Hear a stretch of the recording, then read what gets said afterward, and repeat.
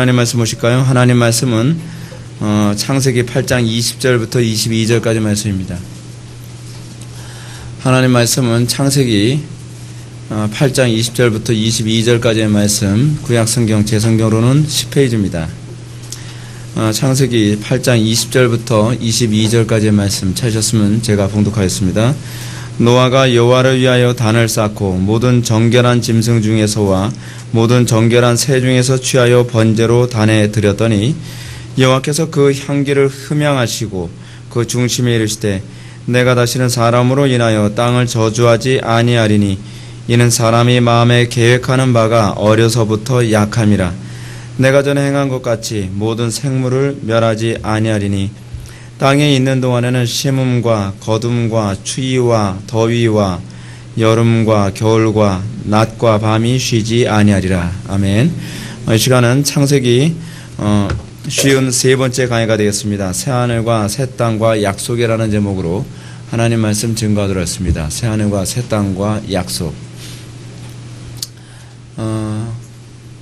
얼마 전에 우리 아들이 그 만화영화 주제곡을 이제 그 연습을 하는 것을 제가 들었습니다. 틀리지 않고 연주할 수 있다고 이제 저한테 해서 들려주는데 제가 그 얘기를 딱 들으면서 이런 생각을 했습니다. 화룡첨정이라는 말이 있죠, 그렇죠?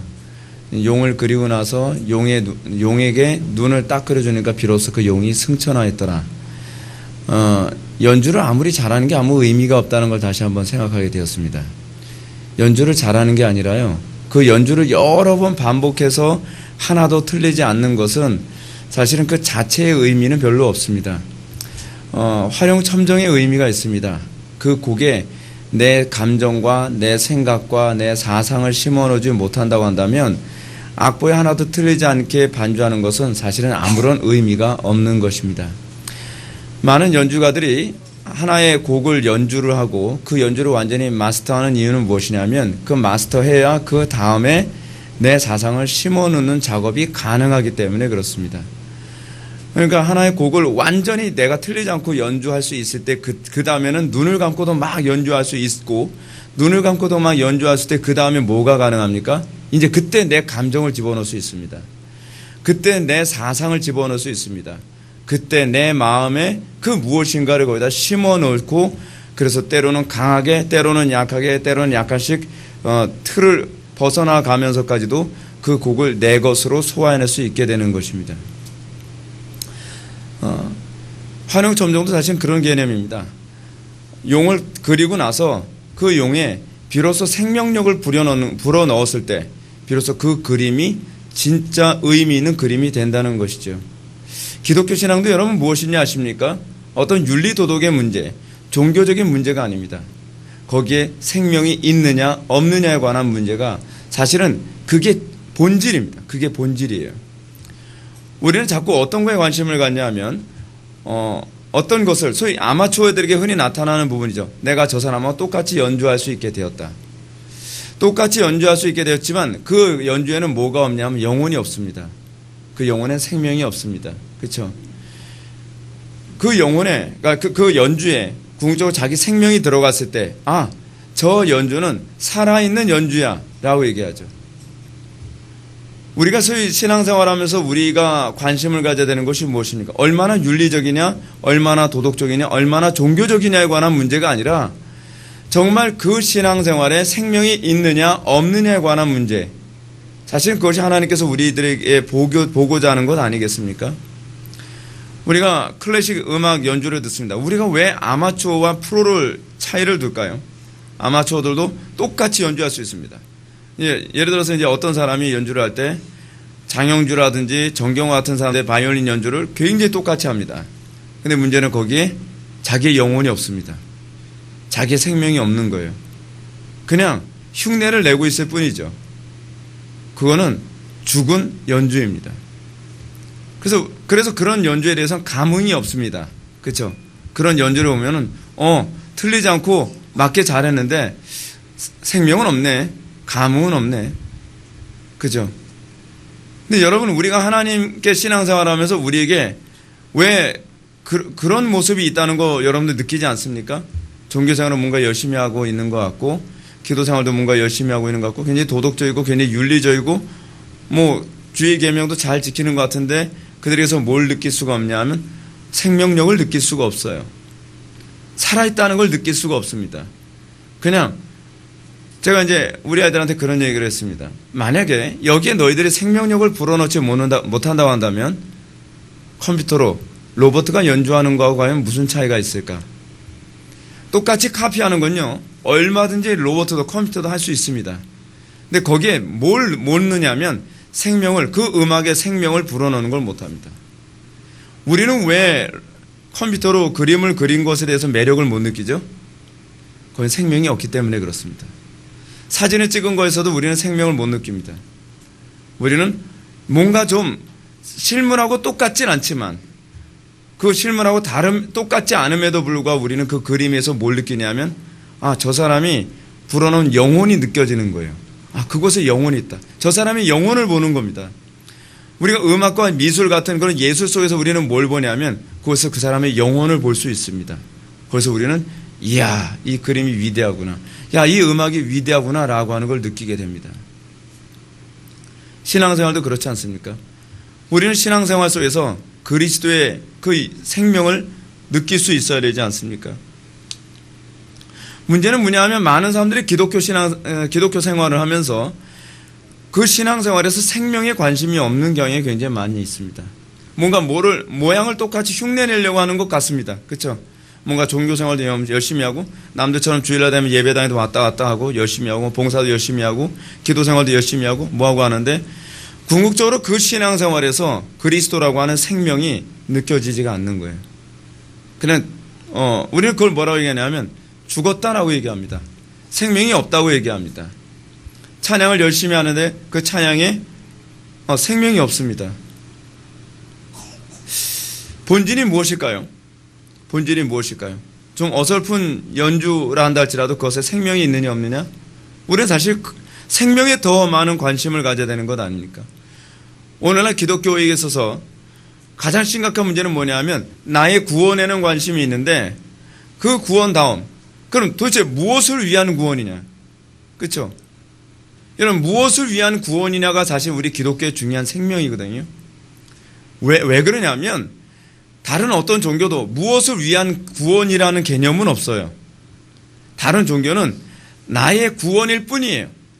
내가 열심히 수행을 하고 내가 열심히 불교를 믿거나 내가 이슬람을 믿거나 내가 어떤 종교를 믿음으로 내가 천국에 가면 그거로 that's okay. 모든 게 everybody okay 되는 거예요. 더 이상 우리는 생각할 필요가 없죠. 그렇지 않습니까? 근데 기독교는 안 그래요. 그게 기독교가 다른 종교와의 구별됨이죠. 기독교는 무엇을 위한 구원이냐에 관심을 갖고 있어요. 그 애프터에 대해서 관심을 갖고 있죠. 무엇을 위한 구원인가? 내가 구원을 받아야 되는 이유가 무엇인가? 구원을 통해서 하나님께서 나를 통해 작정하신 계획이 무엇인가? 하나님께서 나를 구원하셔서 무엇을 하기 원하시는가? 거기에 기독교의 생명력이 비로소 꿈틀거리기 시작하는 것입니다. 근데 우리는 내가 구원을 받았는가 받지 않았는가에 관한 부분에만 주로 관심을 갖습니다. 그것이 항상 기독교를 타락하게 만드는 주된 원인으로 작용합니다. 구원이라고 하는 것 자체가 목적이 되어지면 어떤 문제가 발생하냐면 내가 살기 위해서 나는 얼마든지 수단과 방법을 가리지 않을 수 있다고 하는 문제가 발생하게 됩니다. 그러니까 구원이 나에게 초점이 맞춰지면 사람이 잔인해집니다. 그게 이슬람이 그렇습니다. 불교가 그렇습니다. 여러분 불교의 구원론이 왜 위험한지 아십니까? 불교는 나의 구원을 위해서 가정을 다 포기해버립니다. 나의 수행을 위해서 내가 득도를 해서 내가 해탈 열반하기 위해서 어떻게 해요?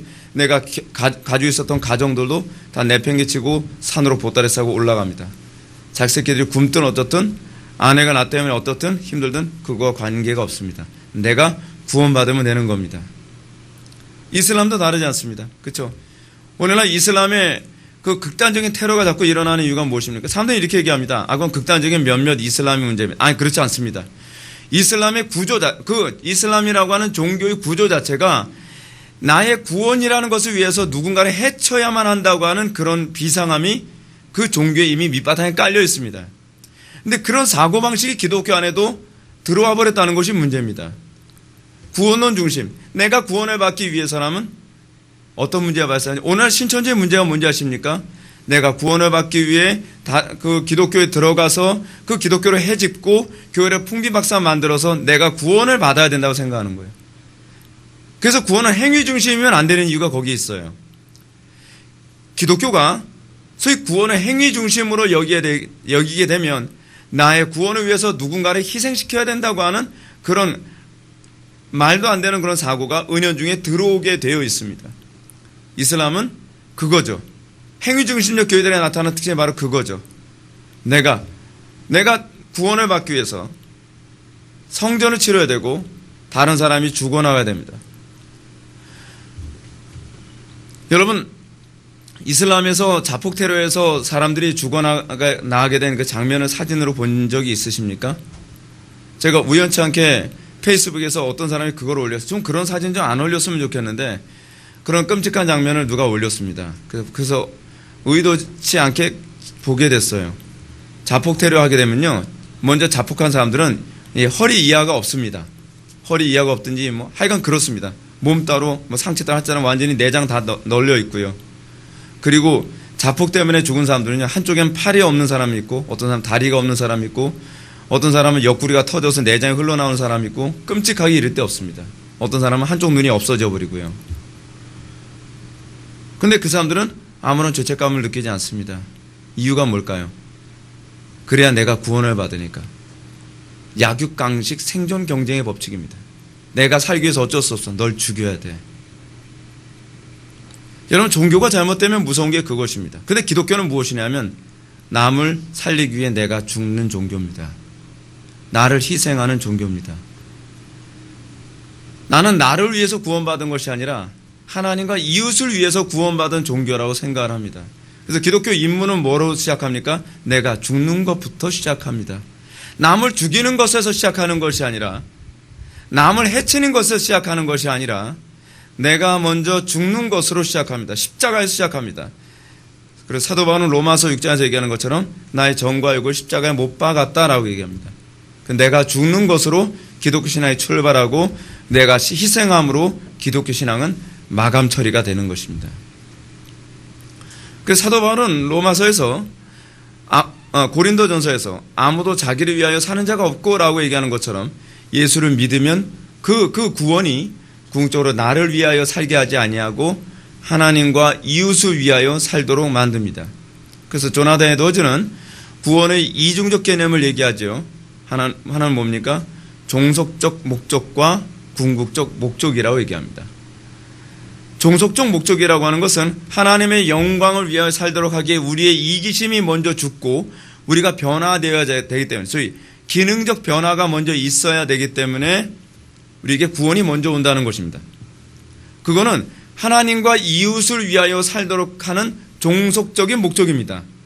그 종속적 목적은 내가 하나님과 이웃을 위해서 살기 위해서는 내 이기심이 죽어야 하기 때문에, 그래서 구원이 먼저 오는 것이고, 그 구원이 궁극적으로 목표로 하는 바는 더 이상 나를 위하여 살지 않고 하나님과 이웃을 위하여 살도록 하는 것이 이 구원의 궁극적 목적입니다. 근데 이것이 구약과 신약 전체에서 끊임없이 계속적으로 우리들에게 나타나는 구원과 이 궁극적 목적이라고 하는 것의 연관성입니다. 오늘 본문은 우리에게 그 부분을 얘기해 주고 있죠. 20절 말씀 보시겠습니다. 노아가 여호와께 제단을 쌓고 모든 정결한 짐승과 모든 정결한 새 중에서 제물을 취하여 번제로 제단에 드렸더니. 여러분들은 이 구절이 어떻게 보이십니까? 저는 이 구절을 보면서 굉장히 충격을 받았습니다. 여러분, 제가 누누이 반복해서 말씀드렸던 것처럼 노아가 방주에서의 생활은 정말 지긋지긋한 생활이었습니다.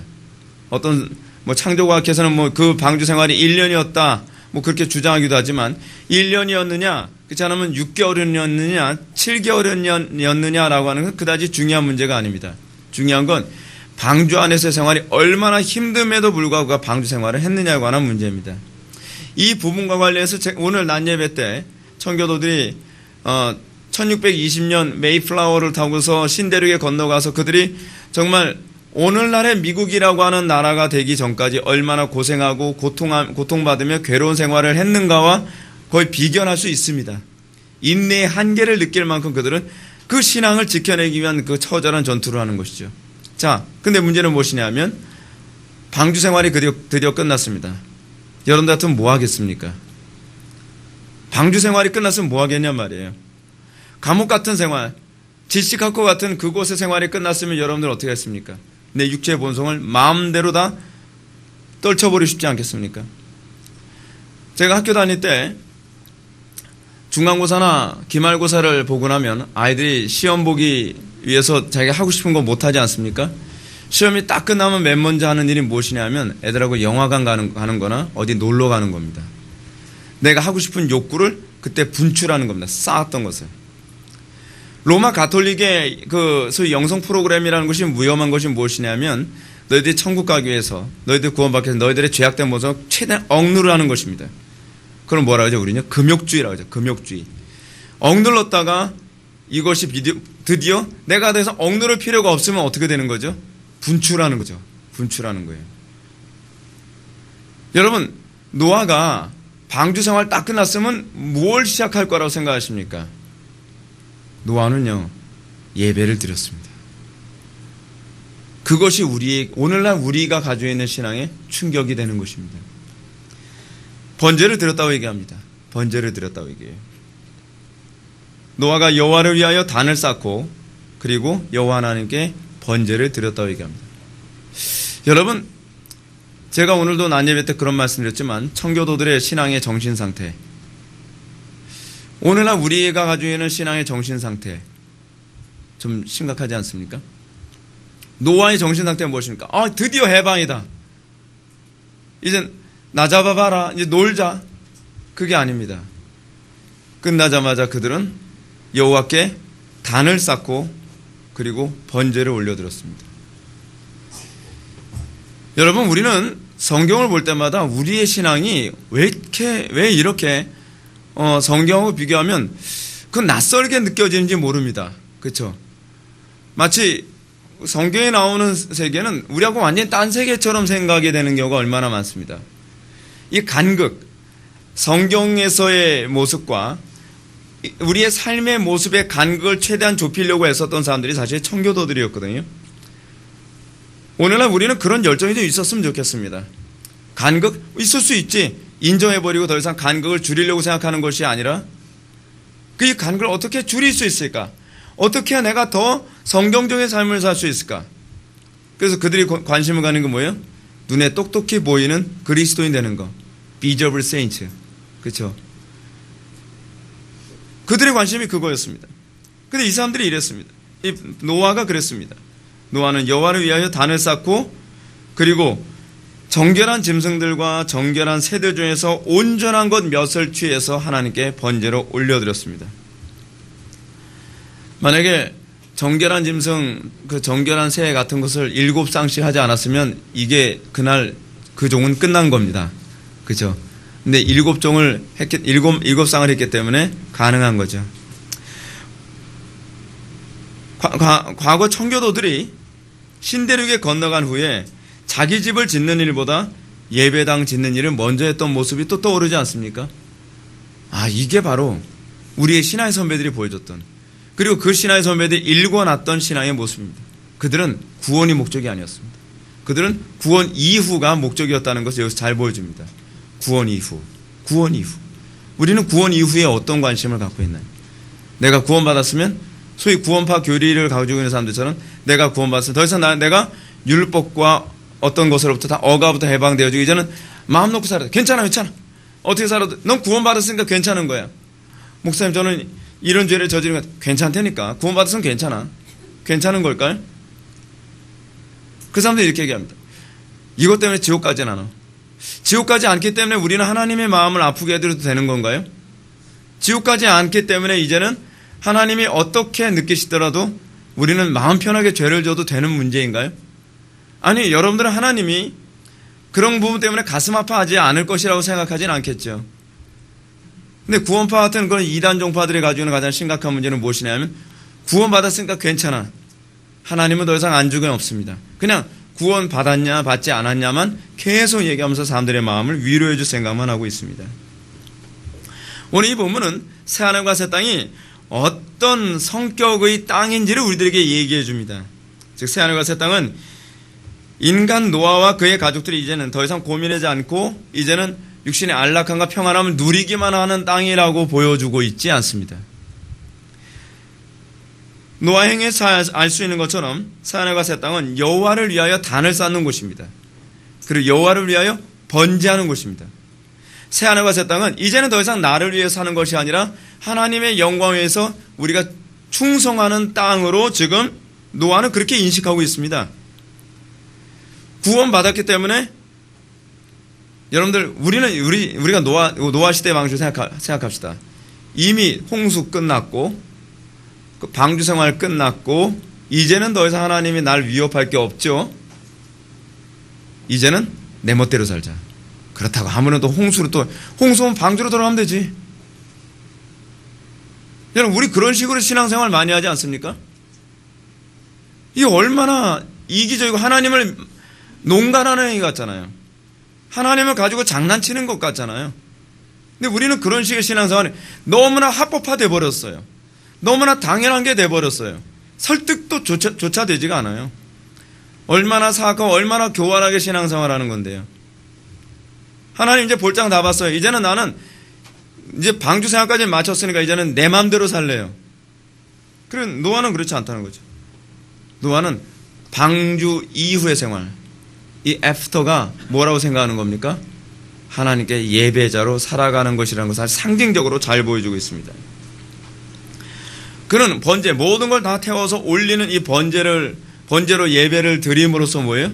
이제는 내가 이 땅에서 하나님의 영광 위에 내 인생을 다 나머지 여생을 바치겠습니다라고 하는 걸 이 예배를 통해 고백하고 있는 것입니다. 우리 20절의 말씀에서 아주 흥미로운 사실을 발견해야 됩니다. 그것은 노아의 방주가 궁극적으로 목표하는 바가 하나님을 위하여 그들의 삶을 헌신하여 새하늘과 새 땅에 하나님의 창조 계획을 수립하는 데 있다는 것입니다. 노아는 단순히 그가 생명을 보존한 문제가 아닙니다. 노아는 이제 새하늘과 새 땅을 경작해야 되는 아담적 사명을 다시 부여받고 있는 것입니다. 여러분 그게 굉장히 중요한 문제예요.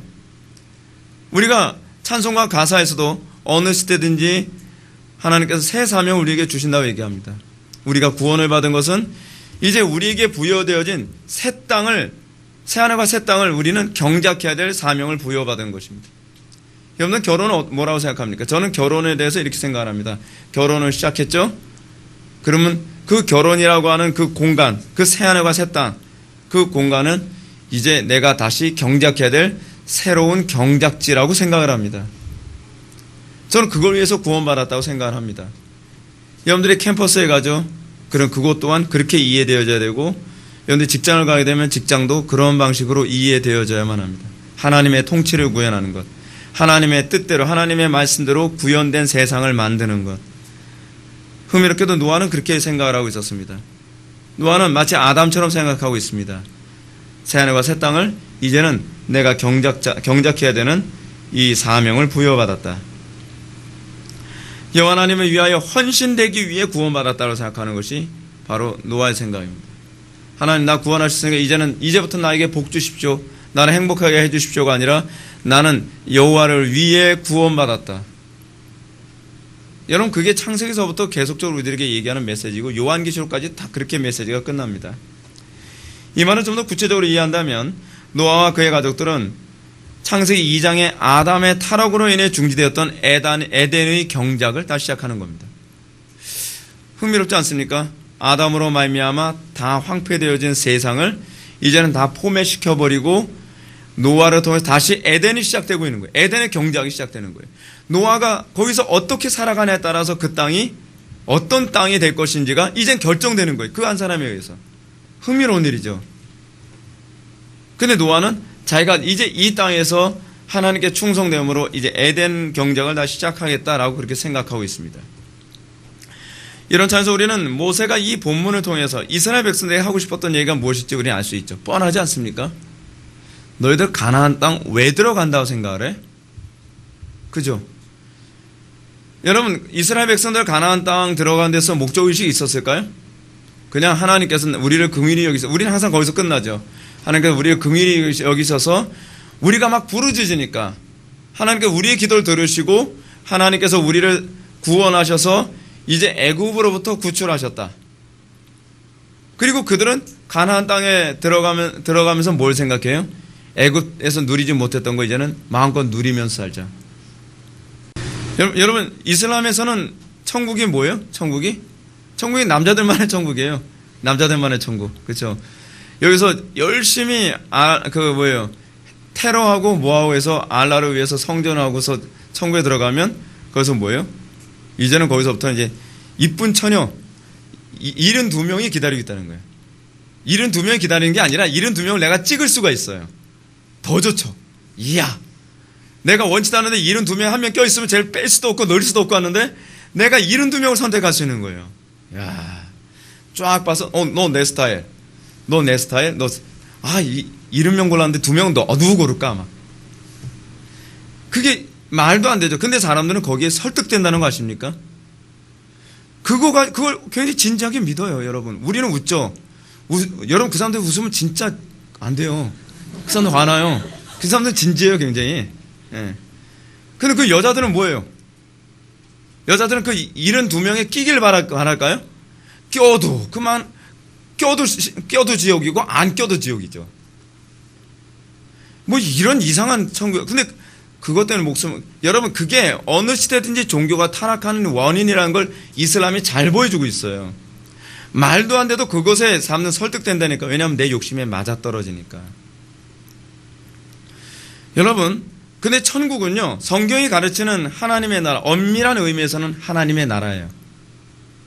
근데 천국이라는 말을 사용한 것은 우리가 소위 유대인들이 하나님이라고 하는 성호를 함부로 사용할 수 없으니까 하나님이라고 하는 성호에 대응되는 또 다른 수거, 소위 하늘이라는 단어를 사용해서 하늘, 나라라고 한 거죠.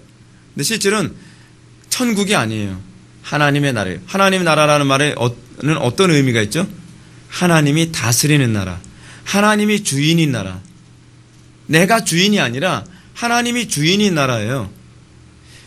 여러분, 하나님이 주인인 나라를 여러분 가고 싶어 하는 겁니까? 아니면 내가 주인된 나라를 가고 싶어 하는 겁니까? 여러분, 이 부분에서 우리는 좀 심각하게 고민을 해봐야 되는 문제 아닌가요? 근데 문제는 뭐냐면 출애굽을 한 이스라엘 백성들은 가나안 땅을 그렇게 이해하고 있어요. 그 사람들도 그렇게 이해하고 있다는 것이 성경에 여러분 광야 생활에서 너무나 잘 나타나요. 왜냐하면 하나님의 뜻은 관심이 없어요. 조금 불편하면 불평, 그렇죠? 조금만 목마르도 불평, 조금만 배고파도 불평, 맨날 만나만 줬다고 불평, 고기가 부족하다고 불평. 계속 이 사람들은 부족할 때마다 자꾸 뭘 떠올리죠? 애굽을 떠올리죠. 옛날에 좋았는데, 옛날에 애굽에서 살 때는 고기도 먹었는데, 옛날에 애굽에서 살 때는 부추도 먹었고, 옛날에 애굽에서 살 때는 뭐 마늘도 먹었고. 거기서 뭐 이런 얘기가 나요. 이 번역이 원어에 근접한 번역인지 모르는데 우리의 정력이 쇠하도다. 그런, 이게 얼마나 그들의 육적인 상태인지를 알 수 있죠. 무슨 얘기냐면 쉽게 얘기해서 그래요. 우리가 꿈꿨던 출애굽은 애굽보다 나은 풍요와 안락함과 쾌락이 기다리고 있을 거라고 생각을 했는데 이게 뭐야 이 소리거든요. 하나님의 통치를 만족해 하는 게 아니에요. 여러분, 출애굽과 이 애굽의 있음의 차이는 뭐냐면 누구의 통치를 받느냐고 하는 문제거든요.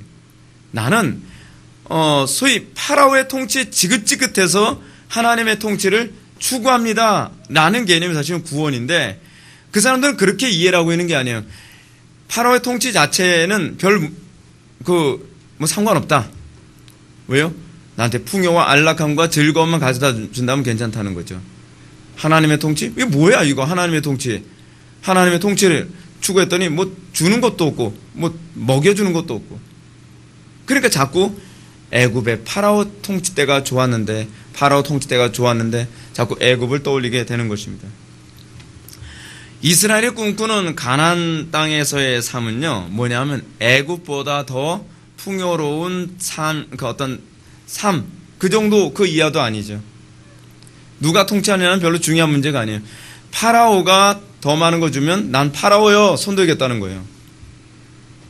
우리는 어떠냐 말이죠. 여러분, 오늘날 우리가 왜 자꾸 신앙이 왔다 갔다 하죠? 신앙이 왔다 갔다 하는 이유가 무엇이냐면 세상이 또는 마귀가 더 즐거운 거, 더 쾌락적인 거, 더 풍요를 주면 저 마귀요, 이렇게 돼버리는 거예요. 어느 쪽이 나에게 이익을 주냐에 따라서 손을 왼쪽 들었다 오른쪽 들었다 막 왔다 갔다 하는 거죠. 막 누가 통치하나는 별로 중요하지 않아요. 누가 더 나를 풍요롭게 해주고 누가 더 나를 안락하게 해주냐, 그것이 오늘날 기독교의 가장 심각하고 치명적인 문제인 거죠. 근데 그것이 바로 이스라엘 백성들의 치명적인 모습이기도 했다는 사실입니다. 그래서 구원을 자꾸 이런 구원이 초점이 맞춰지면 곤란한 거예요. 이스라엘 백성은 뭘 구원이라고 생각해요? 풍요가 구원이라고 생각해요. 풍요가 구원. 그러니까 하나님이 주시는 구원이 변변치 않게 느껴지는 거예요. 애굽이 구원을 주는 것처럼 보이죠. 그런데 모세는 뭐라고 얘기하는 겁니까? 야, 너희들 착각하지 마. 정신 차려. 하나님께서 너희를 구원하신 건 구원이 목적이 아니라 구원 그 이후를 위해서 너희들을 선택한 거야 라고 얘기하는 거죠. 그래서 이스라엘 백성들은 출애굽을 하자마자 뭐부터 시작하는지 아십니까? 율법부터 시작을 해요. 그게 출애굽의 시작이에요. 출애굽을 딱 했으면 그 다음서부터는 야호 막 놀러 다니고 뭐. 근데 그게 아니라 출애굽을 하자마자 그들을 신의 산으로 인도하고 율법 수요를 받고 그 율법을 기초로 해서 너희들이 어떻게 살 것인가, 이제는 너희가 어떤 목표로 살 것인가에 관한 그걸 얘기해주고 있다는 거예요. 여러분, 우리는 어떻습니까? 우리가 예수를 믿고 나서 우리에게 정말 하나님의 통치를 얼마나 기뻐합니까? 하나님의 통치에 목말라하고 있습니까? 여러분들 인생의 목적이 바뀌었다고 한다면 하나님의 뜻을 찾게 되어 있어요. 하나님의 뜻은 하나님의 통치를 얘기하는 거거든요. 무엇이 하나님의 뜻인가? 어느 쪽을 가는 것이 하나님의 통치를 따르는 것입니까? 그걸 예수님이 주기도문은 뭐라고 말씀하시죠? 그의 나라와 그의 의를 구하라. 뜻이 하늘에서 이룬 것처럼 땅에서도 이루어지이다. 하나님의 뜻이 나에게 이루어지는 것, 하나님의 통치에 내가 참여하는 것에 별로 관심이 없죠. 우리는 항상 기도하면서도 하나님 이거 안 들어주시나요? 이거 안 들어주시나요? 아, 예수 안 믿는 애들은 이렇게 풍요롭게 사는데 난 예수 믿는다 하면서도 왜 이렇게 풍요롭지 않나요? 그럼 여러분, 하나님 뭐라고 말씀하실 것 같습니까? 야, 그러면 그놈 애비를 생겨. 그놈이 너한테 풍요를 더 주기 때문에 가고 싶다면 그쪽으로 가버려 라고 얘기하겠습니까? 설득하는 거죠. 그게 아니에요. 우리 하나님은 네가 구원을 잘 모르고 있는데 풍요가 구원이 아니야. 육신의 안락함, 육신의 만족이 구원이 아니야. 구원이란 이제는 네가 더 이상 마귀를 위하여 살지 않고 죽을 것을 위해서 살지 않고 하나님의 영광을 위해서 그리고 영원한 것을 위해서 살 수 있는 소위 기능적 변화가 됐다는 걸 얘기하는 거야. 사실 모세는 지금 그 얘기하자고 지금 이 부분을 기록하고 있는 것이거든요. 그렇기 때문에 이스라엘 백성들이 출애굽을 하고 나서요, 가나안 땅에 딱 들어가기 전에 했던 게 뭐냐면 흥미로워요. 출애굽을 했을 때는 가장 첫 번째 한 게 뭐라고요? 신의 산에서 율법 받는 거. 가나안 땅 들어가기 전에 한 것이 뭔지 아세요? 할례하는 거. 할례를 왜 하죠? 율법대로 살겠다는 얘기예요. 쉽게 얘기해서요.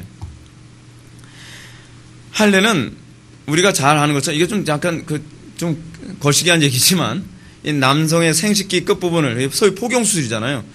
근데 어저께도 이제 그 얘기했지만 여러분, 포경수술이요, 그거 간단한 거 아닙니다. 지금은 뭐 마취제가 발달하고 항생제가 발달하고 뭐 그래서 포경수술 뭐 별것도 아닌 것처럼 생각하지만 옛날엔 그런 거 없었어요, 여러분. 옛날에 뭐 메스로 뭐 그 포경수술 했습니까? 그렇지 않거든요. 옛날엔 뭐로 했냐면 그냥 부싯돌을 깨뜨려 가지고 날카로운 부분 가서 이렇게 찢는 거예요. 억지로. 마취도 안 됐는데. 그럼 어떻게 될까요? 그럼 거의 염증이 생기고 잘못하면 죽을 수도 있을 것 같은 고통을 겪는 거예요. 엄청난 거예요. 그래서 제가 어저께도 그 유아세례 그 대상자들한테 그런 얘기 했습니다. 해산의 수고 못지않은 고통을 감수해야 되는 거라고요. 그렇잖아요? 근데 이스라엘 백성들이 뭐예요? 남자들 가나안 땅 들어가기 전에 뭐예요? 다 포경수를 시키는 거예요. 다 할례를 시키는 거예요. 할례를. 반 죽는 거죠. 고열이 올라오고, 여러분 이게 항생제 같은 거 없이 이렇게 하게 되면 뭐 고열이 올라오고 사람이 막 그냥 사경을 헤매고 그럴 거라고요. 그렇기 때문에 여러분 창세기에서 보게 되면은 야곱의 아들 레위하고 누굽니까? 가가지고서 그 자기 그 여동생 그 겁탈했다고 다 죽여버리잖아요. 할례하라. 할례하고 나면 못 움직이. 왜 못 움직이냐면 이제 의식까지만 없어지는 거예요. 막 고열이 올라오고 그러니까. 근데 왜 이런 걸 시키느냐? 왜 이렇게 고통스러운 걸 시키는가? 신앙의 입문이 뭐라는 거예요? 죽는 것에서부터 시작된다는 걸 얘기하는 거예요. 이 정도예요. 할례가 간단한 문제가 아니에요. 진짜 죽을 것 같은 고통을 통과해서 하나님의 언약 백성의 인침을 받는 거예요, 여러분. 그걸 세례로 해줘서 얼마나 감사하니 뭐죠. 어이구, 세례. 그죠? 그냥 물만 적시면 되잖아요. 옛날 이스라엘 백성은 물만 적시면, 아마 이스라엘 백성 이거 알았으면, 아이고, 자리 바꾸자 그랬을 거예요. 나도 세례로 해주면 안 되나요? 이 할례를 통해서 그들에게 요구하는 게 무엇입니까? 새로운 인생의 목표, 새로운 가치관, 새로운 열망 등으로 살겠노라라고 선언하고 가나안 땅에 들어가는 겁니다. 절대로 가나안 사람들을 따르지 않겠다고 선언하고 들어가는 겁니다. 골로새 2장 11절 말씀처럼 그 안에서 너희가 손으로 하지 아니한 할례를 받아나니 곧 육의 몸을 벗는 것이요 그리스도의 할례니라. 이게 얼마나 고통스러운 예식이었는지 육의 몸을 벗는 예식입니다. 육의 몸을 벗는 예식으로 한다면 얼마나 전인격적으로, 그러니까 전체적으로 몸이 얼마나 고통을 느끼는 예식인지 알만하죠. 그렇죠? 가장 예민한 곳인데 그거를 그냥 이게 메스 같은 걸 한번 싹 자를 수 있는 것이 아니라 날카롭게 싹 자를 수 있는 것이 아니라 이걸 비벼가지고 찢어서 이걸 떼내는 거니까 얼마나 고통스럽겠어요. 이스라엘 백성들이 새하늘과 새 땅으로 일컫게 될 가나안 땅의 입성의 목적은 애굽에서 못다한 욕심을 채우는 장소가 아니었습니다. 거기는 전쟁터였습니다. 거기는 희생의 장소였습니다. 거기는 하나님의 예배를 실현시키기 위해서 그들이 부름받은 것이었습니다. 그래서 이스라엘 백성들이 가나안 땅에 가서 하는 일도 똑같습니다. 그들은 제단 쌓고 예배하는 것이었어요. 점령하고 제단 쌓고 예배하고. 왜요? 그들의 목적이 하나님의 통치를 구현하고 예배자로, 그러니까 소위 에덴을 이루기 위해서예요. 그래서 죄를 몰아내야 되는 거거든요. 그들은 옛적 삶을 청산하고 여호와를 위해서 새로운 삶을 헌신하기 위해 구원받은 것입니다. 그래서 로마서에서 새 생명 가운데 행하게 하려 함이라고 구원을 정의를 내려요. 구원이 뭐라고요? 새 생명 가운데 행하게 함. 근데 그 새 생명이 뭐냔 말이에요. 예수 그리스도와 연합한 삶이죠. 우리가 구원받았나 구원받지 않았냐를 그래서 뭐로 알 수 있어요? 새 생명 가운데서 살고 있느냐, 또는 영생의 삶이 나오느냐, 내가 더 이상 나를 위해 살지 않고 하나님을 위해서 사는 그 전적으로 헌신된 번제의 삶이 나오느냐, 이걸 통해서 우리가 내 속에 새 생명이 들어왔는지 그렇지 않은지를 구분할 수 있는 시금석이 된다는 것입니다. 갈라디아서 2장 20절의 말씀을 보면 내가 그리스도와 함께 십자가에 못 박혔나니 그런즉 이제는 내가 산 것이 아니요 오직 내 안에 그리스도께서 사신 것이라 라고 얘기하고 있습니다. 새 생명 가운데 그것은 그리스도께서 사는 것. 이제는 내가 내 삶을 살아가는 것이 아니라 내가 그리스도의 삶을 살아가는 것입니다. 근데 놀라운 사실은 이러한 바울의 메시지가 바로 모세의 메시지와 그대로 일치하고 있다는 것입니다. 딱 일치하고 있어요. 어떻게 일치하죠? 그것은 모세가 이스라엘 백성들에게 창세기 2장을 언급하면서 최초의 인류였던 아담의 창조와 그를 통해서 의도했던 낙원의 경작을 언급하면서 이제 노아를 통해서 또 그 낙원의 경작을 시작하고 있다고 얘기하고 있는 것입니다. 그래서 노아를 뭐라고도 얘기해요? 제2의 아담이라고도 얘기를 하는 이유가 바로 거기 있죠. 근데 이것이 놀랍게도 예수님의 사역하고도 그대로 짝을 이뤄요. 예수님의 일생이 오로지 낙원을 경작하는 경작자로 살았다는 거 여러분 알고 계십니까? 예수님이 세례요한 통해서 세례를 받고 난 다음에 예수님의 일생은 낙원을 경작한, 그거 다른 말로 뭐라죠? 하나님의 나라. 그렇죠? 하나님의 나라를 경작하기 위한 삶으로 그의 삶은 돌진하기 시작합니다. 그것이 바로 마지막 아담이신 예수님의 삶의 모습이고, 그럼 마지막 아담이신 예수님과 연합된 교회에게 기대하는 삶의 모습이기도 합니다. 그렇기 때문에 여러분들이 회심하기 이전에 하나님께서는 우리에게 뭐부터 시작하죠? 옛적 마귀의 통치에 대한 혐오감, 그 옛적 삶에 대한 진절머리를 먼저 느끼게 하고 그 다음에 우리가 주의 이름을 부르죠. 주의 이름을 부른다는 게 무슨 얘기예요? 내가 이제는 주의 통치를 기뻐하여 내가 주의 통치 안으로 들어가기 원합니다. 구원의 시작은 그렇게 시작되어져요. 그래서 끊임없이 강단에서 율법을 강론해야 되는 이유가 뭐죠? 옛적 삶에 소위 신물을 느끼게 하기 위해서예요. 염증을 느끼게 만들기 위해서예요. 옛적 삶이 얼마나 우리를 파괴했는지를 폭로하고, 그래서 회중들이 내가 더 이상 옛적 삶의 마귀의 통치에 또는 육신의 통치에 따르지 않냐고 이제는 생명의 성령의 법의 통치만을 따르기를 열망합니다 했을 때 그때 회심이 일어나는 거예요. 여전히 세상의 삶에 그 매력을 느끼고 세상의 삶을 싫어하는 사람들에게 회심이 주어지질 않죠. 이게 끊임없이 복음이 우리에게 얘기하는 바입니다. 모세는 하나님께서 노아를 택하시고 홍수로부터 그를 구원하신 후에 그에게 요구하신 삶이 바로 타락 이전의 아담에게 요구했던 삶이라는 것을 노아는 알았습니다. 이런 개념은 신약의 성도가 거듭난 후에 요구되는 삶이 마지막 아담의 삶을 살도록 요구하고 있다는 것과 그대로 일치합니다.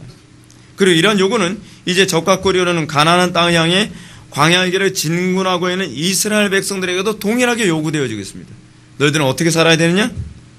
너희들은 하나님께서만 통치하시는 나라가 되게 하기 위해서 거기서 전쟁을 선포해야 된다. 어떤 전쟁이? 헤렘 전쟁, 진멸 전쟁. 헤렘 전쟁이 뭐죠? 짐승이나 애나 어른이나 여자나 남자나 남기지 않고 싹 다 진멸하는 전쟁이에요. 씨를 말리는 전쟁이에요. 왜 그러죠? 우리는 그만큼 죄와 싸우되 이렇게 싸워야 된다는 것을 얘기하는 겁니다. 우리는 가정에서 우린 그런 싸움 하나요? 우린 캠퍼스에서 그런 싸움 하나요? 교회 안에서 그런 싸움 하나요? 죄를 대충 다루면 별로 싸움은 안 합니다. 근데 성경이 요구하는 대로 깨끗이 진멸하려고 하면요, 얼마나 많이 싸우는지 모릅니다. 사사건건 부딪히게 돼 있어요. 사사건건. 근데 여러분 아세요? 그게 하나님이 기뻐하시는 성도의 삶이라는 걸요.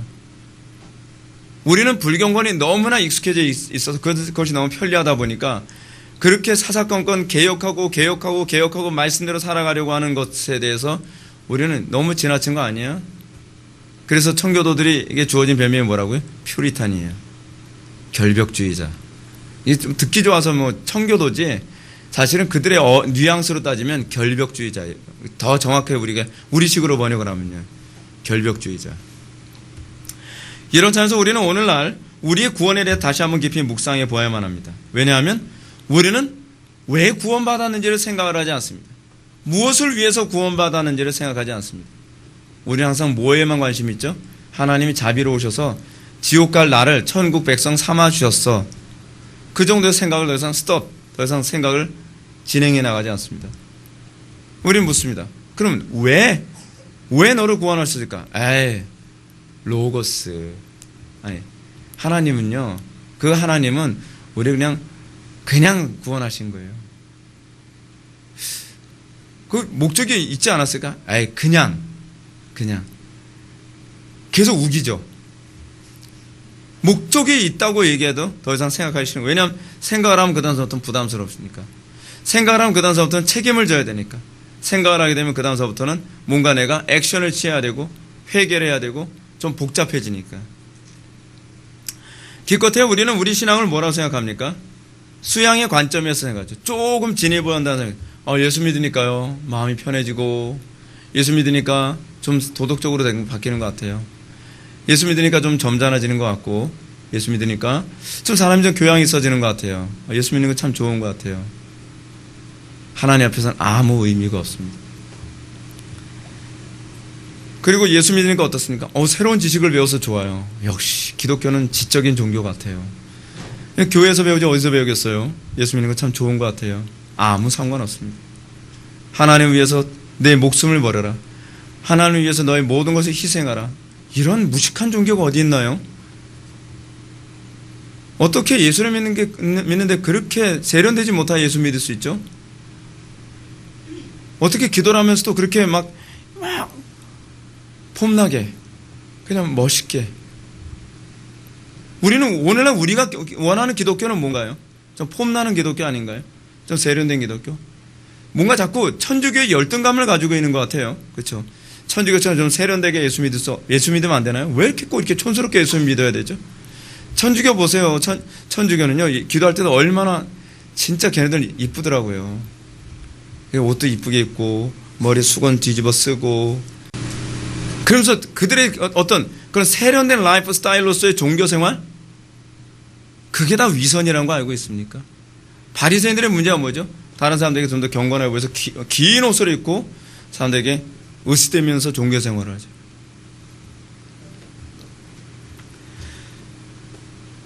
우리가 구원받은 것은요, 하나님을 위해서 살도록 구원받은 것입니다. 이것이 이방 종교와 기독교의 근본적으로 구별되는 개념이에요. 여러분, 그럼 성경이 말하는 죄의 개념이 무엇일까요? 하나님 위해 살지 않는 거예요. 간단하잖아요. 하나님을 위해 살지 않고 나를 위해서 사는 것. 이게 죄예요. 이게 죄. 여러분들 예수를 믿게 됐으면 그 다음부터는 하나님 위해서 사는 게 좋잖아요. 여러분 얘기했죠. 하나님 해도 너무하시네. 하나님 어떻게 자기만을 위해서 살아요? 하나님 이기주의자 아니에요? 아니에요. 절대로 아니에요. 그게 우리를 위해서 사는 방법이기 때문에 그래요. 그게 우리 자신을 사랑하는 방법이고, 그것이 진정으로 우리가 영화롭게 살 수 있는 방법이기 때문에 그래요. 하나님을 위해서 사는 것과 우리를 위해 사는 것은 사실은 구분되질 않아요. 하나예요. 우리가 하나님을 위해 살 때 우리는 진짜 기쁠 수 있고, 우리는 하나님을 위해 살 때 우리는 진짜 생명을 느낄 수 있어요. 왜냐하면 그분과 우리가 한 몸이기 때문에 그래요. 그거를 바울이 뭐로 얘기했습니까? 아내들을 내 몸처럼 사랑하라. 왜 내 몸처럼 사랑하죠? 그게 남편과 아내가 한 몸이기 때문에 아내를 사랑함이 곧 나를 사랑함이고, 남편을 존경함이 곧 나를 존중함이라고 바울이 가르치고 있는 것이죠. 근데 우리는 타락했기 때문에 이게 납득이 안 가는 거예요. 그래서 요즘 어떻죠? 부부간에도 나만 사랑해달라고 그러죠. 서로가 나만 사랑해달라고 그러고 서로 나만 존중해달라고 그러죠. 근데 그렇게 하면서 부부관계는 더 심하게 깨지죠. 그렇게 하면서 더 갈등은 더 심해지죠. 그래서 더 가정은 지옥이 되고, 그래서 더 자기 자신을 더 파괴시켜버리죠.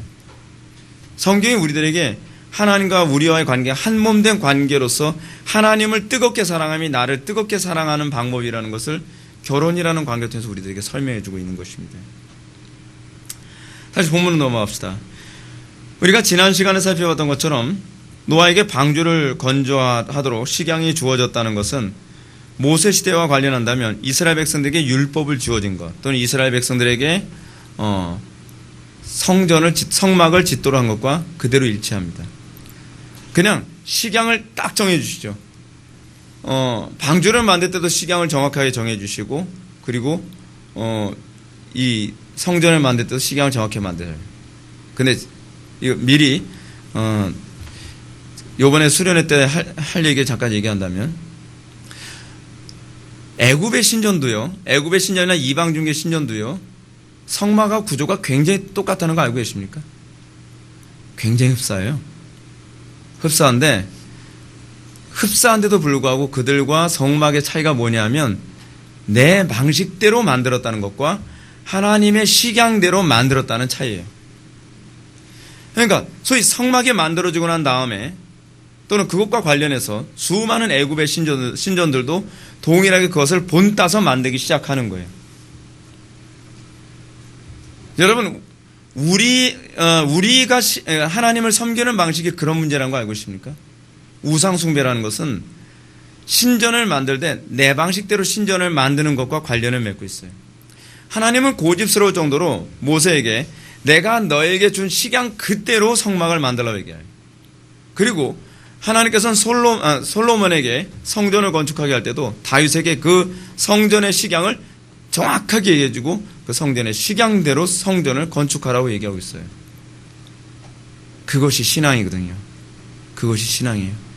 하나님은 당신의 형상을 자기 방식대로, 우리 방식대로 변형시키는 걸 기뻐하지 않으세요. 하나님께서 궁극적으로 목표로 하는 바가 사실 그거 아닙니까? 하나님께서 뜻하시는 나라가 되는 것이지 내가 원하는 천국이 되는 게 아니에요. 여러분, 우리가 예수를 믿을 때 우리가 정말 버리기 힘든 부분이 뭔지 아십니까? 내가 머릿속에 그리고 있는 낙원관이에요. 그렇죠? 하나님이 그리시는 천국관과 하나님의 나라와 내가 머릿속에 그리고 있는 낙원관의 괴리가 너무 심해요. 그래서 우리는 계속 이거 주장하고 하나님은 계속 이거대로 따르는. 근데 하나님은 타협이 없으시거든요. 근데 신앙이라는 건 뭐냐면 점점 내가 여기에 맞춰가기 시작하는 거예요. 내가 원하는 천국, 내가 원하는 낙원, 내가 원하는 그런 행복한 세상이 아니라 하나님께서 디자인하시고 하나님께서 원하시는 그 낙원과 천국대로 우리가 살아가기를 원하시는 거예요. 그리고 하나님은 계속 우리를 설득하죠. 네가 원하는 천국이었더니 어떻디? 지옥되지 않디? 네가 원하는 방식대로 천국을 만들어 주실 내가 줄 수 없어서가 아니라 그렇게 하면 너희들이 지옥이 되기 때문에 그걸 허용을 안 해주는 거예요. 단편의 예를 들어볼까요? 요즘에 우리나라가 많이 타락하니까 어떻습니까? 가정이 정말 지긋지긋하다고 나는 행복한 삶을 살기 원해. 그래서 점점 결혼 안 하죠. 결혼 안 하니까 사회가 지옥되죠. 그리고 또 계약 결혼하죠. 굳이 뭐 꼭 결혼에 같이 살아야 되나? 계약 결혼에. 또 사회가 지옥돼요. 내가 생각한, 내가 디자인한 천국을 하려고 했더니 뭐 그냥 동거 생활하면 안 되나? 동거 생활했는데 그것이 또 지옥이 돼요. 이래도 지옥, 저래도 지옥, 계속 지옥이 되니까 어떻게 해요? 나중에는 그럼 사람하고 살 필요 없지. 개하고 살지 뭐. 더 지옥이죠. 인간은요, 자기가 천국을 만들려고 하면 할수록 점점 지옥으로 돼가요. 인간의 고집이라는 게 하나님께서 정해 놓으신, 우리가 정말 진짜 낙원된 삶을 살 수 있도록 하나님께서 성경을 다 언급하고 있는데 희한하게 이것만 오답이래요. 정답만 피해 나가면서 끊임없이 자기가 원하는 천국을 만들기 위해서 무진장 애를 써요. 그죠? 그래서 뭐 행복한 삶을 살기 위해서 뭘 해봅니까? 뭐 일부 다처제도 해보고, 일부 다부제도 해보고, 일부 다부제 맞네요. 뭐 그렇게도 해보고, 일처 다부제, 그치? 일처 다부제도 해보고, 뭐 할 수 있는 모든 방법을 다 해보는 거예요. 근데 하면 할수록 뭐가 되죠? 지옥이 되는 거예요. 우리는요, 고집이세요. 그러다가도 결국 지옥에 갔으면 갔지, 난 하나님의 뜻에 복종 못하겠다는 거예요. 하나님의 고집은요, 이게 옳기 때문에 하는 고집이에요. 이거를 타협하면 예수님 뭐라 하냐면, 내가 만약에 이것을 타협하는 내가 거짓말하는 자가 된다라고 말씀하지 않으셨습니까? 그렇기 때문에 하나님은 타협할 수가 없으신 거죠. 그리고 하나님께서 우리들에게 온전한 순종을 항상 요구하시는 이유가 있죠. 왜냐하면 하나님의 나라에서는요, 온전하지 않은 건 하나님의 나라가 되지 못하기 때문에 그래요. 그렇죠? 하나님의 나라는 궁극적으로 오류가 없는 나라가 돼야 되는 거 아닙니까? 그래서 새하늘과 새 땅에 들어갈 수 있는 것은 뭐예요? 온전한 것이라고 하나님께 인정하신 것만 들어가게 되는 것입니다. 우리가 정말 하나님의 지혜에 참여하는 방법이 무엇일까요? 제가 여러분한테 자주 반복해서 말씀드리지만 영생에 참여한다는 것은 그리스도의 삶에 부합해 살아가는 것이 영생이라고 제가 말씀드렸죠. 근데 우리가 그 영생에 참여하는 방법이 무엇일까요? 그것은 순종밖에 없어요. 순종. 단편의 예를 한번 들어봅시다. 우리가 그래서 영생이 안 되는 이유가 뭐냐면 온전히 순종을 안 하기 때문에 영생에 참여하지 못하는 거예요. 그 영생이라는 것을 보여주는 아주 중요한 드라마가 하나 있죠. 사드락메사 아벳느고가 하나님의 말씀을 끝까지 정확하게 순종해서 풀무불 안에 들어갔을 때 죽지 않았다는 거. 영생 아닙니까? 그걸 드라마로 보여주는 거예요, 하나님께서요. 영원한 생명이죠. 불도 그를 소멸시키지 못하는 생명인 거예요. 근데 그것이 어떨 때 이루어져요? 하나님의 말씀을 온전히 순종할 때 세워지는 거죠. 문자적인 영생이에요, 그건요. 그렇죠? 근데 이 문자적인 영생과 관련해서 우리가 좀 염두에 둘 게 하나 있죠. 여러분들이 스위스 그 시계 아주 꼼꼼하게 만든 아주 정밀 시계가 있죠. 그 정밀 시계를 여러분 그 정밀한 사람들처럼 여러분 시계를 만들 수 있는 방법을 제가 가르쳐 드릴까요? 부속품을 딱 주고서 여러분들 방식대로 그것을 조립하려고 하면 여러분들 그걸 절대로 조립 못합니다. 그 부속품을 딱 놔주고서 그 기계를 만든 사람이 매뉴얼을 적어줍니다. 먼저 이거부터 하고 그 다음에 이거 하고 이거 하고 순서를 딱 정해주고 이것은 이렇게 조립해야 되고 이건 저렇게 조립해야 되고 매뉴얼대로 정확하게 따라한다면 여러분들은 그 전문 시계공 같이 똑같은 시계를 조립할 수 있게 됩니다. 하나님께서 우리에게 주시는 방식이 그거예요. 너희들 하나님의 지혜를 얻기를 원하니? 너희들 하나님의 그 신적 삶에 참여하기 원하니? 내 말에 정확하게 복종만 한다면 너희들은 너희들의 지혜가 아니라 신적인 지혜에 참여하게 되는 것이다. 그것이 십자가입니다. 그것이 십자가예요. 그 십자가, 하나님의 지혜가 인간에 보기엔 미련해 보이는데, 그죠? 여러분, 미련해 보이니까 요즘 결혼 안 하고 살려고 그러잖아요. 미련해 보이니까 자꾸 동성결혼을 해달라고 막 악다구니 쓰잖아요. 하나님의 지혜가 얼마나 미련해 보이는지 일부 다처제 해달라 뭐 그러잖아요. 여러분, 우리는 우리의 가장 심각한 문제는 뭐냐? 우리가 어리석다는 걸 인정을 못한다는 게 문제예요. 하나님 보시기에 우리가 얼마나 미련하고 어리석은 존재인지 이걸 잘 몰라요. 우리가 조금 가지고 있는 지식과 그 지혜 때문에 하나님의 지혜를 우습게 여기죠. 마치 뭐하고 똑같습니까? 번데기 앞에서 공자 앞에 문자 쓴다는 거하고 똑같은 거 아닙니까? 그러니까 자기가 조금 지식을 배우면요, 자기가 대단히 많이 알고 있는 것 같이 보이는 거예요. 어느 한 노인이 앞에 있습니다. 노인이 아는 척 안 하고 가만히 있으니까 노인이 바본 줄 아는 거예요. 문자 쓰, 공자, 왈. 그래.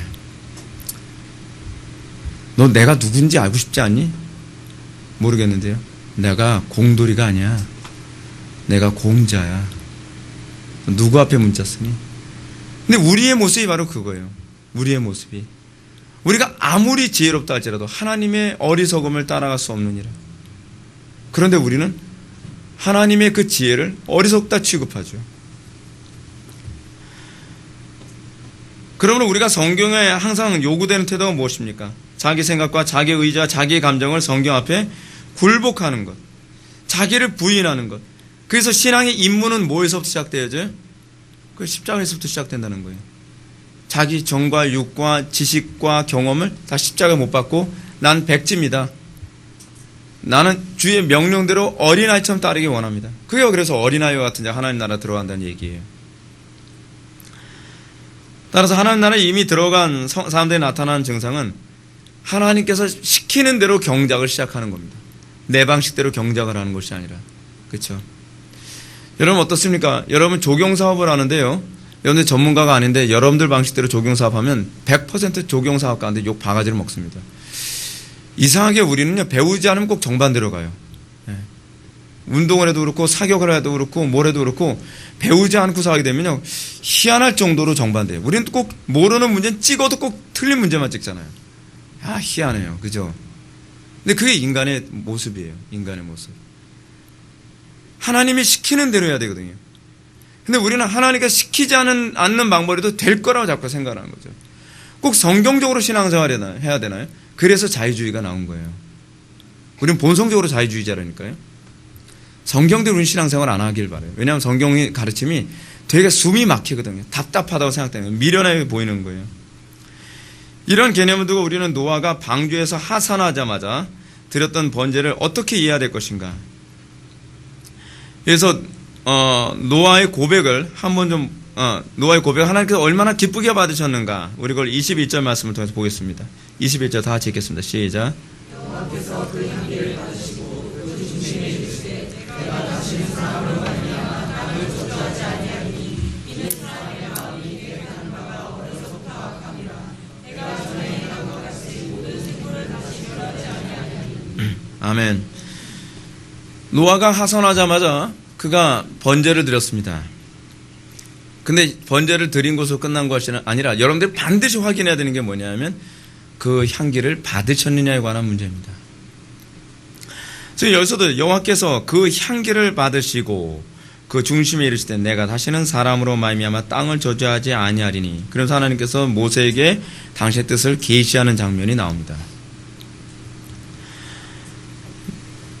하나님께서는 그 노아가 제사 드렸으니까 잘했다라고 하지 않습니다. 그의 제사에 대해서 여기선 그 향기를 받으셨다라고 하는 것이, 여러분 이게 모세오경에서 굉장한 관심사라는 거 알고 있습니까? 그 향기를 받으신다는 개념. 오늘날 기독교의 가장 심각한 문제는 뭐냐면 나의 헌신과 나의 희생과 나의 그 예배, 나의 기도, 이걸 하나님께서 받으시는지에 대한 확인 작업이라는 것이 없습니다. 그냥 했다는 것에 의의를 둬요. 왜 했다는 것에 의의를 두냐면 그게 자기 의의가 되기 때문에 그래요. 항상 자기 의의에 관심이 없는 사람은 항상 나의 경건을 하나님께서 받으시느냐에 관심을 갖거든요. 왜냐하면 정작 받으시는 분이 하나님이시기 때문에요. 근데 여러분 신약에서 예수님이 마태복음 6장에서 바리새인의 문제를 뭐라고 얘기합니까? 바리새인은요, 하나님이 받으시는데 관심이 없다는 거예요. 그들은 다른 사람들이 인정해 주는 것, 내가 회당과 거리의 큰 어귀에서 길게 기도하는 것, 그 중언부언하면서 같은 말을 반복하는 것, 오래 기도하면 하나님께서 받으실 거로 생각하는 것. 그런데 예수님 뭐라고 말씀하시죠? 저희는 이미 자기 상을 받았느니라. 자기 의의를 채웠다는 거죠. 사람들한테 칭찬을 받았으니까요. 사실 그게 그들의 목적이거든요. 정작 받아야 될 하나님이 그걸 받으셨는지 받지 않으셨는지, 받길 원하시는지 역겨워하시는지 관심이 없어요. 관심이 없기 때문에 그들의 특징이 무엇이냐면 그들의 경건의 진보라는 게 나타나질 않아요. 여러분들이 항상 예를 들어 누구에게 선물을 드린다고 칩시다. 그럼 여러분들은 정말 그 선물을 그 사람이 받기를 원하는 것이라고 한다면 여러분들 그 선물이 그 사람을 기쁘게 했는지 기쁘게 하지 않았는지 그거에 여러분들은 관심을 갖고 그 사람의 표정이 만약에 그 선물을 그다지 탐탁지 않다고 생각하면 어떻게 하겠습니까? 더 제대로 된 선물을 해야 되겠다는 그런 고민을 하지 않습니까? 근데 우리가 정작 우리의 예배를 받으시는 주체이신 하나님께서 그 예배를 받으신 데 관심이 없기 때문에, 또는 내가 예배를 했다는 것 자체를 내가 그것을 나의 의의로 삼고 나의 만족으로 삼기 때문에 우리는 거기에 아무런 진보가 없는 거예요. 왜냐하면 일단은 내가 만족하거든요. 기독교 신앙에서 지금 가장 심각한 문제예요. 자기 만족, 나 만족으로 종교 생활이 다 끝나고 있는 거예요. 하나님께서 그 예배를 받으셨는지, 하나님께서 그 찬송을 받으셨는지, 하나님께서 그 기도를 받으셨는지, 하나님께서 나의 삶을 받으셨는지 관심이 없어요. 나는 만족해요. 나는 만족해요. 그러니까 더 이상 발전이 없죠. 더 이상 그것 때문에 고민하지 않죠. 심각하게 고민하지 않습니다. 여러분, 우리가 흥미로운 건 뭐냐면 노아가 지금 하나님께 번제를 드렸는데 하나님께서 그 향기를 받으셨다는 것입니다. 그래서 하나님께서 그의 제사를 기쁘게 반응하고 계신다는 것이죠. 그럼 기쁘게 반응하시고 나서 하나님이 하시는 일이 뭐죠? 계시하시는 거예요. 그 다음에 계시가 나타납니다. 그러면 노아의 제사를 받으신 하나님께서 그에게 하신 그 계시, 하나님께서 하신 말씀은 무엇인가요? 첫째는 다시는 사람으로 인하여 땅을 저주하지 않겠다는 것입니다. 그래서 땅이라고 하는 땅이라고 이렇게 번역된 단어가 두 개가 있다 그랬죠. 히브리어에서요. 하나는 에레츠고 하나는 아다마입니다. 그러니까 서로 이제 땅은 세계라고 하는 그런 의미로 주로 번역되는 건데 의미상으로는 세 개의 의미를 가지고 있어요. 세상, 그렇죠? 근데 아다마는 주로 흙이라고 주로 번역이 되거든요. 그러니까 여기서 이게 번역이 썩 이렇게 좋은 번역이 아니에요. 주로 땅이라고 번역을 하려면 주로 에레츠를 사용해야 되는데 여기서는 사실 아다마를 사용했거든요. 흙이에요. 하나님께서는 다시는 사람으로 인하여 흙을 저주하지 않겠다라고 말씀하시는 겁니다. 그럼 이 흙이라고 얘기하는 이유가 무엇일까요? 인간의 본질. 인간이 아다마로 만들어졌잖아요. 흙으로 만들어졌잖아요. 그러니까 더 정확한 번역은 먼지거든요. 먼지. 아파르가 먼지죠. 이 흙에서 아다마에서 채취되어진 이 아파르로 아담을 창조하신 거예요. 그래서 아담이에요. 그의 이름이.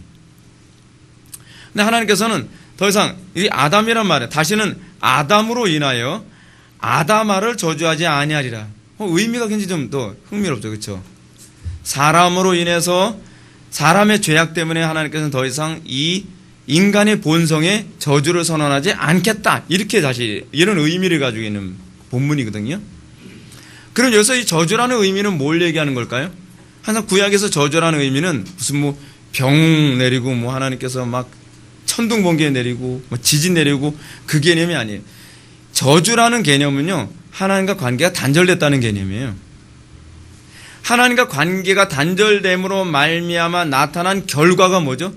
전염병이 돌고 무슨 뭐 왕벌이 오고 무슨 뭐 천둥과 번개가 치고 지진이 오고 기근이 오고 가뭄이 오고 그거죠, 그거요. 그러니까 하나님께서 은혜를 걷어가셨다. 하나님께서 보호를 걷어가셨다라는 의미에서 나타나는 거예요. 하나님께서 더 이상 저주를 하지 않겠다. 그게 무슨 얘기인가? 쉽게 얘기하면 이렇습니다. 하나님께서는 더 이상 아담의 이 땅에서 새하늘과 새 땅에서는 인간의 죄로 인해서 내가 완전히 인간들과 관계를 단절하지 않겠다라고 얘기하는 것입니다. 근데 그게 흥미로운 것이 뭐냐면 어디서 이런 장면이 더 선명하게 나타나냐면 이스라엘 백성들이 가나안 땅에 들어가서 그렇게 범죄했어도 하나님께서 관계 단절을 안 해요. 그렇게 속 터지는데도. 여러분 과거에 이 가나안 족속들은 어땠어요? 430년 범죄하고 나니까 하나님께서 다 진멸해 버리잖아요. 과거에 그 노아 이전 사람 다 진멸당했잖아요. 근데 하나님께서는 하나님과 언약 백성이 가나안 땅에 들어가니까 진멸 안 시켜요. 그렇게 범죄를 해야 돼요. 완전한 관계 단절을 하지 않죠. 계속 존속시키는 거예요. 그걸 얘기하고 있는 거예요. 그거를요. 뭘 얘기하는 걸까요? 하나님과의 언약 백성들에게 그대로 얘기하는 거예요. 신약시대 하나님의 언약 백성들.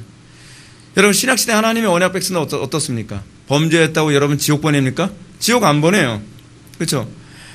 우리가 그렇게 범죄하고 그렇게 타락하고 우리가 하나님 말씀대로 살지 않아도 하나님께서는 우리 본질의 저주를 선언해서 하나님과 관계를 딱 끊어버리시는 것이 아니라 단지 뭐 하시죠? 자녀처럼 대우하시죠. 징계하시고 채찍질하시고 깨닫게 하시고. 그래서 이스라엘 백성들도 어떻습니까? 그렇게 범죄, 아합 왕처럼 그렇게 범죄하는 왕도 없는데 하나님께 이스라엘 백성을 버리지 않는 방법이 하나 있죠. 선지자를 계속 보내시는 거예요. 선지자를 돌로 때려 죽여도 선지자 또 보내요. 톱으로 썰어 죽여도 선지자를 또 보내요. 감옥에 쳐놓고 죽여도 선지자를 보내요. 뭐죠? 이 언약 때문에 그래요. 이 언약 때문에. 이걸 노아 언약이라 그래요. 노아 언약. 이 노아 언약이 실제로 가나안 땅에서 이스라엘 왕조 안에서 계속 존속되고 있는 거예요. 오늘날 우리에게도 그것이 계속 존속되죠. 하나님의 택한 백성들은 범죄할지라도 하나님께서는 그들을 완전히 강팍한 상태에 놔두질 않으세요. 하나님께서 징계하셔서 또 돌아오게 하시고 또 말씀을 통해서 꾸짖게 하셔서 또 돌아오게 하시고 또 채찍질 하셔서 돌아오게 하시고 그게 사랑입니다. 근데 우리가 하나님 말씀대로 사는데 하나님의 징계가 없다? 나는 징계 없는데 여러분 그렇게 표현하면 안 돼요. 난 그 하나님의 자녀가 아닌가? 아직 난 구원받지 못한 존재인가? 그거 가지고 고민해야 될 문제예요. 여러분들이 이미 구원받은 하나님의 백성이라고 한다면 여러분들 가만히 안 놔둡니다. 저 자식이 나하고 관계없는 고아라고 했을 때는 그래 뭘 묻히고 다니든 뭐 더럽게 하고 다니든 욕을 하고 다니든 아무 신경 안 쓰겠죠. 근데 그 아이를 내 아이를 입양하고 나면 그 다음서부터는 상황이 달라지죠. 그렇죠? 너 아침에 세수했어? 안 했어? 안 했으면 씻어? 거짓말하고 잘못하면 매를 들고 채찍질하고 야단치고 그러지 않습니까? 그게 자녀의 특권이에요. 자녀의 특권. 하나님의 자녀가 아니면요 신경도 안 써요. 하나님께서는 내 새끼 아니니까. 언제까지 신경 안 쓰죠? 멸망될 때까지. 멸망될 때까지. 여러분 그럼 두 번째 약속은 무엇입니까? 노아에게 약속한 두 번째 약속 21절 하반부터 22절까지 말씀 보면 내가 전에 행한 것 같이 모든 생물을 멸하지 아니하리니 땅에 있는 동안에는 심음과 거둠과 추위와 더위와 여름과 겨울과 낮과 밤이 쉬지 아니하려는 것입니다. 이 말은 새하늘과 새 땅에서는 또다시 물로 온 세상을 진멸시키는 심판이 없을 거라고 약속하는 것입니다. 그래서 여러분 노아 홍수 사건 이후에는요 홍수로 온 땅을 진멸하는 징계는 없어요. 그래서 마지막 날 하나님께 진멸하는 방식은 뭐죠? 불로서 진멸한다 그러죠. 이거 노아 언약 때문에 그래요. 이것도요. 노아 언약 때문에. 잘 됐죠, 여러분. 물에 빠져 죽는 것보다는 이게 더 깔끔하지 않을까요? 하여간 하나님께서는 그래서 이 온 세상을 진멸하는 이 선언은 하나님께서 하지 않으셨습니다. 그러나 우리가 이 부분을 모세의 관점에서 이해하려 한다면 이스라엘 백성들이 장차 들어가게 살게 될 가나안 땅에 대한 약속으로 또한 이해해야만 합니다. 모세는 이스라엘 백성들이 들어가게 될 가나안 땅은 결코 하나님의 완전한 심판으로부터 보호를 받게 될 것이라고 얘기하는 것입니다. 이스라엘이 비록 하나님의 징계와 채찍으로 고통을 받는 일이 있겠지만 이스라엘 나라는 영원히 멸망하지 않습니다. 그래서 여러분 아직까지 이스라엘이 존재하고 있는지도 모르겠어요. 예. 그 하나님의 언약의 현실성이에요. 얼마나 현실성이 있는지. 그리고 땅이 있는 동안에는 심음과 거둠과 추위와 더위와 여름과 겨울과 낮과 밤이 쉬지 아니라 라는 말씀을 봅니다. 그 이전에는 추위와 더움과 낮과 밤, 여름과 겨울이 없었다는 얘기가 아닌 것으로 보여요. 제가 보기에는. 그런 의미로 해석하는 건 창조과학회 사람들이 좀 심하게 해석하는 것이 아닌가 하는 생각이 듭니다. 여기서 의미하는 바는 언약적 개념이죠. 우리가 이미 들어갔고 장차 완성될 하나님 나라의 특징이에요. 여러분 요한계시에서 뭐라고 얘기하죠? 하나님 나라에 이제는 낮과 밤, 이제 밤도 없고 낮말이 있으리라. 이는 여호와 하나님이 빛이시기 때문이다. 그런 개념을 또 떠올리게 하지 않습니까? 여러분 그 나라는 영원할 것입니다. 고로 우리가 이 세상을 바라볼 때 이 세상은 하나님의 약속의 땅이 아니기 때문에 이 세상은 멸망합니다. 여러분 잘 기억하십시오. 여러분들은 소돔과 고모라 성에서 삽니까? 아니면 소돔과 고모라 땅 밖에서 삽니까? 이거를 다시 우리식으로 따져봅시다. 우리는 이 세상에 삽니까? 아니면 영원한 하나님 나라의 삶을 살고 있습니까? 우리가 영원한 하나님 나라 새하늘과 새 땅의 삶에 이미 들어갔다면 그는 심판받지 않을 것입니다. 그들은 영원한 진멸을 당하는 하나님의 진노에 떨어지지 않을 것입니다. 그러나 여러분이 만약에 이 세상에 살고 있다고 한다면, 여러분들이 영원한 하나님 나라 새하늘과 새 땅에 여러분들이 사는 것이 아니라고 한다면 주님께서 오실 때는 여러분 진멸의 대상이 될 수밖에 없습니다. 이미 이 노아에게 주어진 이 언약은 우리들에게 그걸 얘기해주고 있습니다. 여러분들이 어디 있느냐가 내가 하나님 나라에 사느냐 또는 이 세상에 사느냐를 규정하는 것이 아닙니다. 여러분의 마음이 어디에 있느냐, 어디에 소망을 두고 살아가느냐에 관한 문제입니다.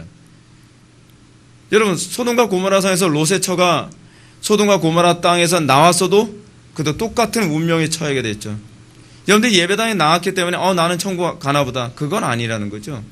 중요한 건 여러분들의 마음이 영원한 하늘나라에 여러분들 시선이 꽂혀서 살고 있는지, 그리고 여러분들이 이 땅에 여러분들 시선을 꽂아놓고 살고 있는지에 관한 질문입니다. 지금 하나님께서 노아에게 통해서 약속한 게 무엇입니까? 더 이상 내가 이 땅을 진멸하지 않겠다. 새하늘과 새 땅은 더 이상 진멸하지 않겠다. 그것은 영원한 새하늘과 새 땅에 참여한 성도들에게 하나님의 심판으로부터의 안전함에 대한 선언이기도 합니다. 사랑하는 성도 여러분, 우리는 이 노아의 홍수 사건을 통해서 우리는 굉장히 많은 성경의 가르침을 접해야 됩니다. 근데 이 가르침 여러분 어떻습니까? 어디에 새겨놓고 있습니까? 마음에 새겨놓고 있습니까? 여러분이 노아와 같은 그 신앙 정말 소유하기를 간절히 사모하는 마음으로 여러분 듣고 있습니까? 노아가 그랬대. 참 불쌍한 사람이지. 여러분 그러라고 우리가 이거 지금 배우는 거 아니에요.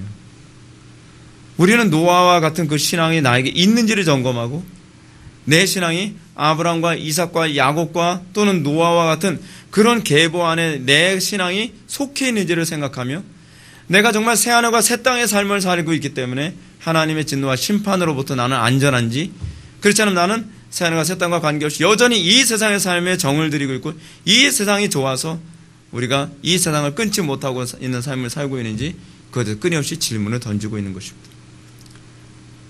우리가 이 땅을 살아가는 세상 그다지 길지 않습니다. 잠깐 지나고 생각해보면 정말 장자가 얘기했던 것처럼 일장춘몽과 같은 것이 이 땅의 삶입니다. 이 땅의 삶에 너무 여러분 마음 두지 마십시오. 그냥 잠깐 지나면 그냥 늙습니다. 얼마나 많이 느낀지 모릅니다. 제가 과거에 우리 아버지하고 살던 그 어린 시절을 생각하면 벌써 이제는 내가 이렇게 어른이 되고 그 아버지 나이가 지금 제 나이가 돼버리고 말았거든요. 여러분 금방입니다. 제가 또 간혹 가서 생각합니다. 야, 이러다가 20년 지나면 나는 은퇴네? 그냥 금방이에요. 세월이요. 근데 여러분 이 세상에 여러분 적을 두고 이 세상에 여러분 마음 두고서 하나님 말씀대로 빨리 정확하게 사는 데 관심 가지 않고 이 세상에 주는 달콤함, 쾌락, 그걸 여러분 누리고 살기 위해서 게으름과 나태함과 안일함으로 여러분 하루하루를 살아가면서 허비하겠습니까?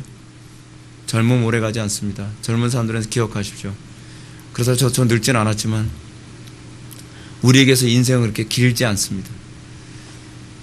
오늘 시간도 우리가 정말 이 말씀 마음에 새기고 많이 묵상해서 이걸 여러분들 것으로 만들 수 있었으면 좋겠습니다. 그래서 더 이상 이 땅의 것에 소망 두지 않고 영원한 것에 소망 두며 살아가는 저와 여러분들 되기를 주님의 이름으로 축원합니다. 기도하시겠습니다. 사랑이 많으신 하나님 아버지, 우리가 오늘 시간 노아가 방주에서 나오자마자 했던 것이 하나님을 예배하는 것이라고 하는 이 충격적인 사실을 다시 한번 묵상하게 되었습니다. 우리에게 있어서 구원은 과연 무엇일까요? 우리는 무엇을 위해서 구원받았다고 생각하며 우린 정말 무엇 때문에 구원받기를 그토록 원하는 것인지 다시 한번 우리 자신에게 질문을 던지게 됩니다. 우리가 정말 하나님의 영광을 위해서 하나님의 통치를 받으며 살기를 간절히 열망하게 하여 주시고 그 열망 때문에 우리의 구원을 더 기뻐하며 감격해 할 수 있게 하여 주옵소서. 우리에게 주어진 인생이 그다지 길지 않은 줄 압니다. 우리가 이 땅에 소망 두지 않고 살게 하여 주시고 영원한 것에 소망을 둠으로써 마지막 날 심판하실 때에 우리가 새하늘과 새 땅에 참여함으로 하나님의 크고 두려운 진노에 떨어지지 않게 하여 주옵소서. 예수님의 거룩하신 이름으로 기도합나이다. 아멘.